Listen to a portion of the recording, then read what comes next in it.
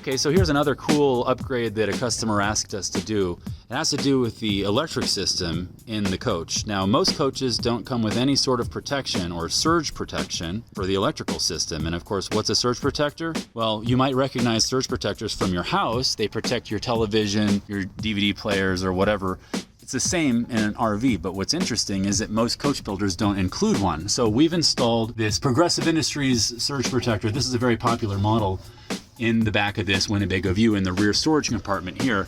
The storage compartment, of course, is shared with the water system and the outdoor shower. But in this compartment over here, this is where we've installed the surge protector. Right over here, of course, is where you plug into the generator if you want to have the generator supply power.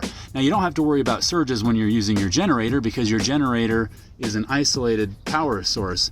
But when you're at a campsite where you're getting 30 amp or 50 amp power, you never really know the quality of the power coming through. And if there was to be a surge due to a storm or EMF or other interference, you really want to ensure that you're safe, not only your components, but yourself. There is a risk of electrocution. We'll do another video on the hot skin.